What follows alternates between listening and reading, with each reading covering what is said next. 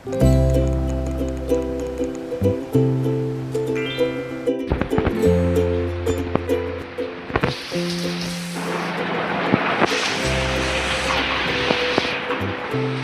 Everybody, good morning. এখন বাজে 10টা। অনেক সকাল সকাল উঠে পড়েছি, তো ঠান্ডা লাগছিল।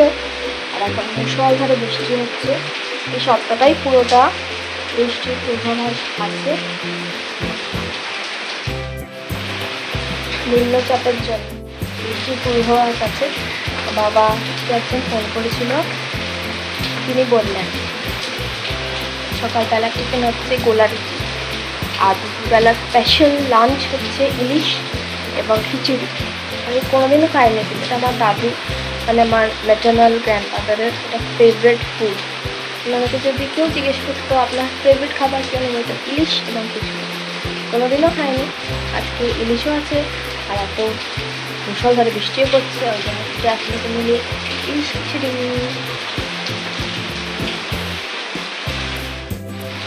সেখানে কেমন আছেন, কত লোকের কত অসুবিধা, জলও জমে অনেক জায়গায়।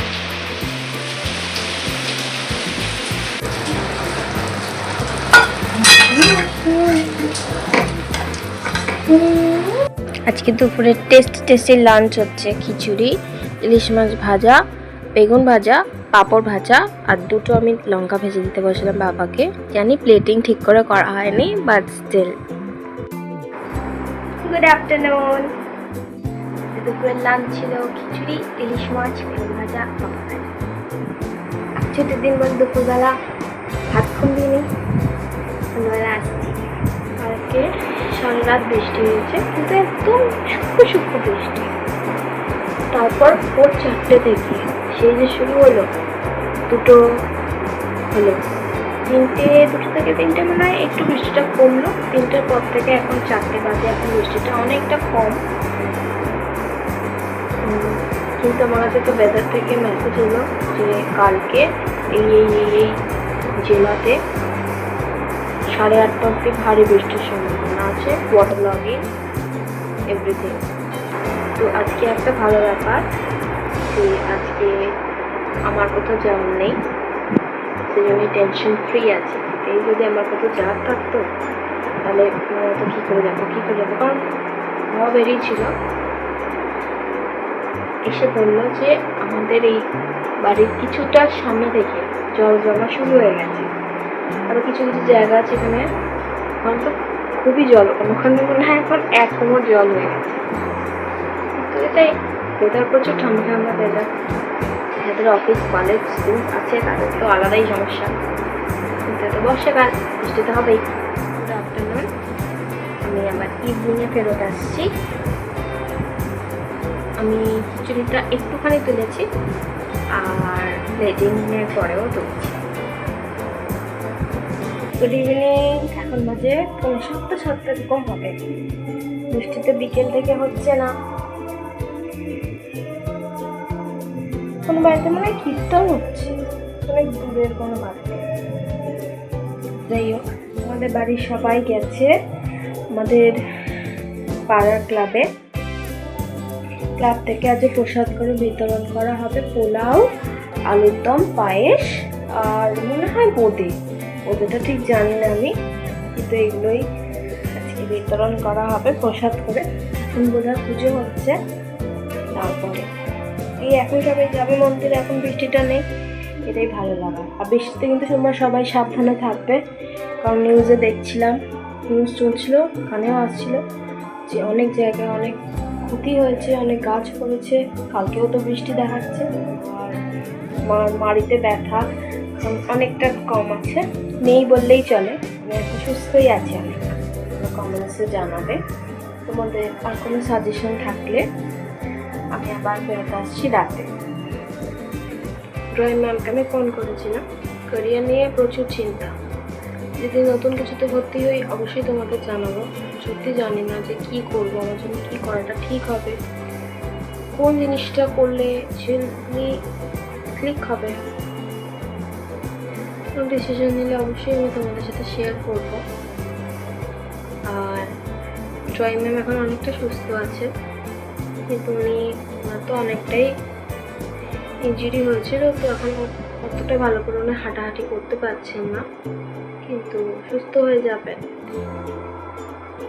আমার কি অবস্থা তোমরা তো সবাই জানো, ওখানের মানুষের কত অসুবিধা হচ্ছে।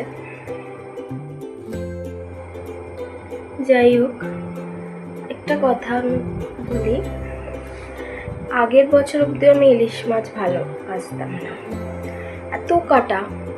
একটু বড় সাইজের মাছ না হলে, মানে কাটা তো চোখে দেখা যায় না, আর একটু বড় সাইজের মাছ হলে সেখানেও কাটাই থাকে।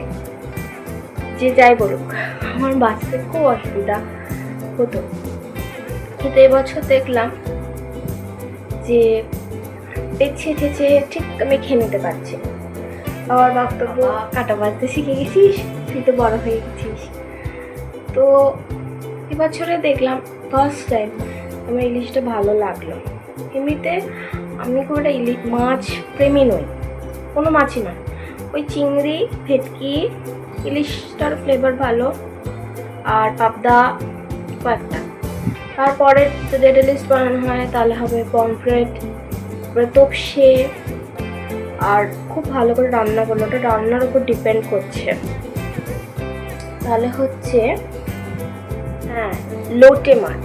লোটে মাছটা রান্নার উপর ডিপেন্ড করছে, যে ওটা যদি কেউ শুকনো শুকনো ঝাল ঝাল করে করতে পারে, মানে খুব ঝাল নয়, ঠিকঠাক ঝাল, তাহলে লোটে মাছও ওইগুলো যে সেকেন্ড লিস্টে।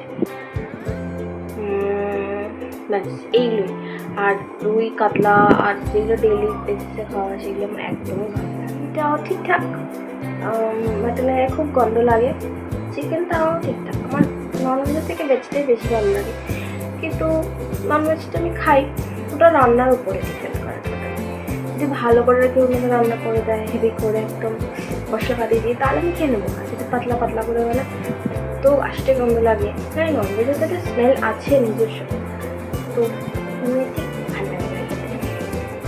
আমার একটা ফ্রেন্ড আছে, ওর আবার ঠিক উল্টো, ওর ফ্যামিলি পুরো ভেজিটেরিয়ান ফ্যামিলি, কিন্তু মানে ভেজিটেরিয়ান, মানে ওরা অতটাও ননভেজটা প্রেফার করে না, কোনো দিনই না, কিন্তু ওর আবার চিকেন খুব ভালো লাগে। তো কত মানুষ কত আলাদা আলাদা হয় না, মানুষের প্রেফারেন্স চয়েস সব কিছু আলাদা আলাদা হয়। যাই হোক, কতটা লম্বা হয়েছে আমি জানি না, যা হয়েছে আমি দেবো, কারণ এইভাবে করতে থাকলে মিস হতো, তারপর 2 মাস পরে আসতে হবে আমাকে, সে তো হতে পারে না, তাই না? আর আমি এত ভালো রান্না করতে শিখে গেছি, এত ভালো রাঁধুনি হয়ে গেছি, এবার আমাকে ডালে দিয়ে খেয়ে নিলেই হয়, তাই না? যাই হোক, তাহলে ব্লগটা আমি এখানেই শেষ করছি। তোমরা সবাই ভালো থাকবে, সুস্থ থাকবে, সাবধানে থাকবে। বর্ষাকাল, একটু বেরোতে তো সবাইকেই হবে। Good night, sweet dreams.